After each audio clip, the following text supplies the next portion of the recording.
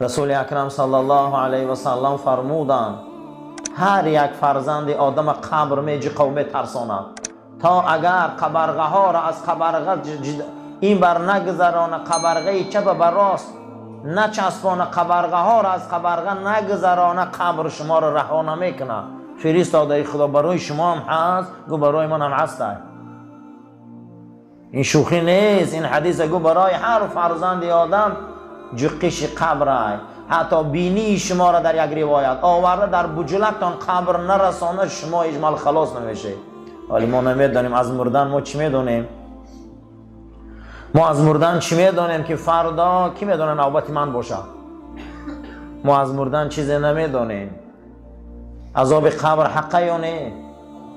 پرسیدن منکر و نکیر حقه یا نه؟ قسم و خودمون نمیدونیم. حتی حضرت علی کرم الله وجهه گفتگی به دست که هر کسی که به چنگ عزرائیل مبتلا می شود به اندازه 300 شمشیر ضربه خورده زنده های. من یه آدمی زنده 300 کارچر در بدنش زنی گیره چخیلی می شود او انا میخواه علام حس میکنه. حضرت او پیامبر صالح پیغمبر علیه السلام یک روایت، حضرت ابراهیم علیه السلام یک روایت، حضرت ادریس علیه السلام یک روایت. عزرائیل گفتن که بیا یک بار جان مگیر گشته در بدنم انداز. وقتی گرفت حضرت ادریس گریخت، گفت چا کرد؟ گفت گمان کردم جاندار زنده را پوست کرده عزرائیل. خیالی کردم من زنده و پوستی تنم گرفتی. گفت با سبکترین مردن برای تو من امروز مقصد دیگه براه ماندم. من سبکترین مردن برای تو مقصد دیگه تجربه کردم، برای که به تو محبت و مهر داشتم. یعنی که هر انسان یک بار سوال ته که ما ای مردن چی میدونیم. این قرآن میگه یثبت الله الذین، حق است، ثابت است، قول الحق، قول ثابت که در این دنیا و آخرت ما را میپرسن. پیغمبر را پرسیدن که قول ثابت چیست یا رسول الله؟ گو کسی گو اشهد ان لا اله الا الله و ان محمد رسول الله و یه با در گورشان 3 سوال میتیم. گو غیر او را چی؟ گو او را میپرسن. قرآن تحذیر های ما را آگاه میکنه، ما را از صراط میگذرانم، ما در لحد میپرسن ما را. و جاءت سکرت الموت بالحق. خداوند در سوره قاف میگه اکنون شیرینی و تلخی های مردن آمد. و ذالک، تاریخ نگاه کنی میگه ما کنت منه تحید، شما این مردن میگریخته نه که مکه وقتش آمد. از یک آدم گویی که میمریم تلخ کف میشود، لیکن کی هم دنیا در زنده یوخی؟ کی در دنیا ابدی میمونه؟ شما میگه این مردن میگریزه نه که می شیرینی و تلخیاش میبیو. و جاءت سکرت الموت بالحق، فرا رسید این تلخی و شیرینی های مردن. برای همین خشا به حال انسان هایی که قرآن رو فهمن، این قرآن رو دانن، جقش قبر فکر کنن. قرآن ثابت کرده است. حتی که قوم فرعون قرآن ثابت میکنه که هر نماز بامداد و نماز شام ما در فرعون و پیروان فرعون در گوراشان جهنم میدراریم. از این آیت هم دلالت میشه که عذاب قبر حق داده. هر صبح شام میگه فرعون قدی پیرواش در قبرشان چی میدراریم؟ جهنم. خدایا قبرهای ما را آباد گردان، خدایا قبر ما را روشن گردان. بسیار بسیار دهشتی وزبینه که قسمتی از علما ایره قیامت خورد میگن. قیامتی چی میگفتیم؟ قیامت خورد. پس از عقیب شما مردمان می آیند که وارث این کتاب ها هستند. میگن کتاب من قرآن است، کتاب من انجیل است، کتاب من تورات است که پیش از ما شریعت ها بودن، یا زبور. یأخذون عرض هذا الادنا، به خاطر دنیای دو روزه این کلام خدا را خار میکنن و در زمین میزنن. و یقولون، و میگن که این کارای ما قبول و این کارهای ما همش ثوابامون قبوله و همین اعمال هایی که قرآن خار میکنن، شریعت خار میکنن، با براشون خوشرو میتوان، گماناشون همین خیلی که بر وقت خدا اینا رو بخشیدگی هست.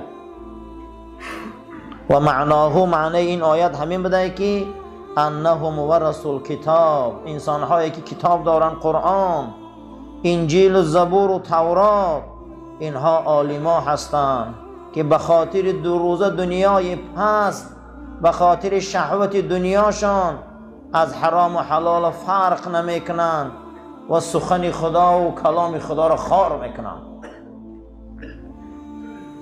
رسول اکرم صلی الله علیه و سلم فرمودند هر عالمی که در پیش فاسق قرآن و شریعت خار میکنه عرش خدا میجمه. سه چیز از زبان علما برآمدن در عرش خدا میجمیده است. یک تاش همین بوده است که علما وقتی که فاسق تعریف کنن عرش خدا میجمیده است. سه چیز عرش میجمه. یکمش کسی که در این زمین طلاق به زبان بیاره و زنش سرته عرش میجمیده است.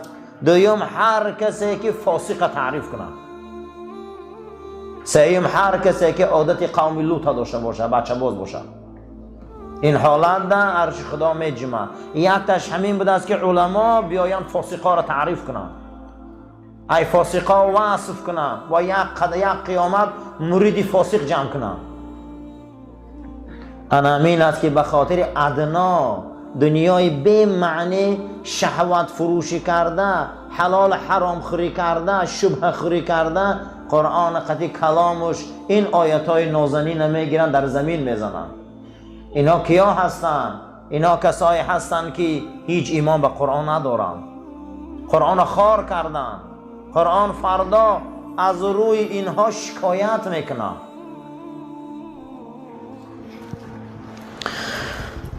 ولمن خاف مقام ربه جنتان، هر کسی که مقام و منزلت پروردگار فکر کنه و از او خوف کنه، از او ترسه، او را احترام کنه، خدا برای او باغها وعده کرده، باغهای جنت. کسی که اگر حقیقت از قرآن برای مردم رسانه. علماها اینا وارثای پیغمبرها هم. پیغمبرها هیچ محل برای رسانیدن حق از کسی نترسیدن. پیغمبرها هیچ محل برای رسانیدن عدالت و حق و کلام خدا از کسی نهراسیدن، حقیقت برای مردم رساندن. علماهای حقانی اینها وارثای رسول الله هم. علماها اینا وارث رسول اکرم هم. باید ترسشان به خاطر خدا باشن، عزت از خدا طلب کنن، آبرو از خدا طلب کنن. در قرآن چیزی که هست از حق و ناحق او را برای خلق خدا رسانن. کسی انامین اگر مقام خدا را حرمت میکرده، مقام خدا را عزت میکرده، خدا برای او باغها وعده کرده. حتی که تفسیر مولانا حضرت یعقوب چرخی گفته برای کمترین مومن خدا 1000 باغ وعده کرده. هر باغش گفته از این دنیا زیباه. لمن خاف مقامی و خاف وعیدی، پروردگار در دیگر جای قرآن امر کرده است که کسی که از منزلت و مقام من میترسه، ایرا نغز دانه که ای عذاب من میترسه. کسی خدا را حرمت میکنه و ای عذاب میترسه.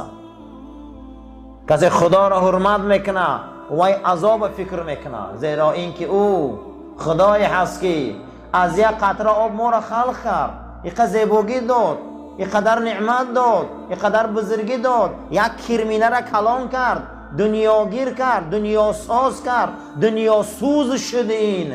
او قادره که از سر ما بلاها را دور کنه. یک قطره آب و این قدر نعمت داده، یک قطره آب ضعیف و این قدر بزرگ کرده. البته او در ما مراجعت کنیم بلاها را از سر ما دور میکنه. ما اگر او در مراجعت کنیم او ایمان ما را کامل میکنه. ما اگر او در مراجعت کنیم قلب سیاه ما را سفید میکنه. ما اگر او در مراجعت کنیم برای ما چیزی که از نیک باشه برای ما عطا میکنه. کسی که عذاب خدا را یک مراتب فکر کنه او از خدا میترسه، او از خدا لرزش پیدا میکنه، زیرا که او خدا ما را خلق کرد، ما را آفرید، برای این قدر کار او قادر شد و برای پسمانده کارم قادره. والقرآن من اوله تحذیر، قرآن از اولش ما را آگاه میکنه و تخویف ما را میترسانه. اما یک بار این عقل سالم، این آدمای سالم، این آدمای با عقل فکر نمیکنن، یک بار غمگین نمیشوند، یک بار این خوف در دل جا نمیکنن، مگر کسای این خوف جا میکنن که اونها مسلمانن، اونها مومنن، اونها میترسن. این تحذیره، این خوفا را باید در قلبمون جا کنیم. کی میترسه؟ مؤمن بما فیه، میترسه از این قولای قرآن. و تر الناس، مردم میبینی تو امروز گمان میکنی هدایت یافتیان، گمان میکنی که نجات یافتیان. یخرجون الحروف من مخارجها، نگاه میکنن که به تجوید خونده یا به تجوید.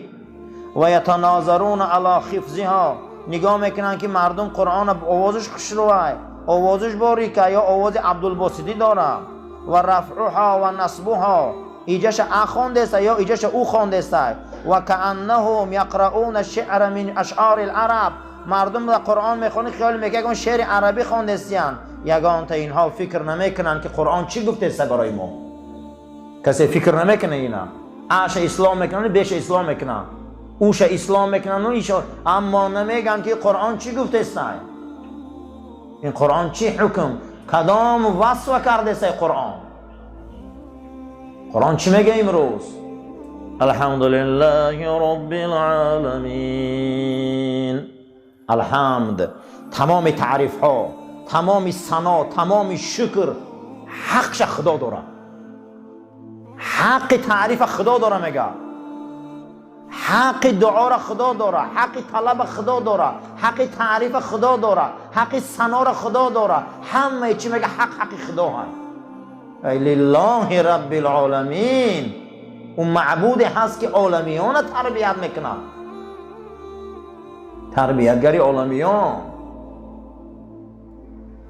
الرحمن الرحیم، خدای هست که تربیتگری عالمیان هم باشه، این حکومت و سلطنت داشته باشه و با ظلم نداره. میگه الرحمن، با بخشنده های، الرحیم و مهربان های. بسیاری ما اگر مطلق راهبریت داشته باشیم نیمی مردم در میتیم، چی کارایی رو نمیکنیم. اما میگه این الرحمن الرحیم های، این بخشنده ها. میگه من مهربانم، مالک یوم الدین، من پادشاه روز دینم، جزا، من پادشاه روز مکافاتم، من پادشاه روز قیامتم. فخر رازی میبیاره که چی در این دنیا پادشاه نیست او، و در این دنیا ملک نیست که خودش ملک روز قیامت گفته است. برای چی میگه من پادشاه روز قیامتم، در این دنیا نه؟ چی با؟ برای که در این دنیا واسطه هایی هست که ما را از خدا دور کرده گیه. باران مردم باران های اور میدونه، نغز میشه، میگه خدا پدر دختر رحمت کنه. میگه اگر داروی اون نمیشد نمیمردم. اما روز قیامت نه اورای، نه دخترای، نه امپولای، نه محتاب هیچی نیست. میگه ای بنده دوجا واسطات را کور کرده بود، همو جدا من بودم تو من نشناختی. انا ایجا دیگه اگه اونتش نیستن بیاین دستگیرت کنن آخی. ولی این قرآن ما سطحش نمیفهمه. این قرآن الله میگه اگر کوها را نازل میکردم کوها لخت لخت میشدن. این قرآن میگه شما نمیفهمی معنیش. ولی امروز قرآن خوانده میشه و مردم فقط آواز قاری را گوش میکنن، صدای او را گوش میکنن، او اوش را گوش میکنن، تجویدش را گوش میکنن. اما معناش چی آخی؟ چی معنا رفته است؟ چی معنا گفته است؟ ما سلککم فی سقر. اگر شما را میپرسن چی سبب شد که تو سقر رفتی، این سقر چی بوده؟ نام جهنم بوده. لا تبقی ولا تذر، جای بوده که گوشت و پوست نمیمونده، همه را میکندیم، پوست میکرده سن آدم. تو اگر نسل رسول هم باشی، سادات و سیدزاده هم باشی، تو اگر تقوا نداشته باشی هیچ ارزش نداری نزد خدا ده. هیچی. چگونه ای که نفس ما سه تقسیم های، یکمش شهوت، دویمش غضب، سومش عقل. بدن ما هم از سه چیز تقسیم های، یکم شهوت های، دویم غضب های، سوم عقل های. در بدن ما سه عنصر هست که بدن ما را اداره میکنه. از همون عنصرها، از همون میکروسیستمایی که خدا خلق کردگی های، ما سه تاش گپ زدیم که یک تا شهوت بوده. بسیاری حالات دا میگن شهوت، انسان ها گمان میکنن که زن خلاص. نه، معنی شهوت کشیش. معنی شهوت چی بوده؟ کشیش. همین کسی که آب نوشید و شهوت داره، کسی که اوقات خورد شهوت داره، کسی که تماشا را و شهوت داره. یکی از همین شهوت ها شهوت جنسی هست که از همه شهوت وزبین همین شهوت هست.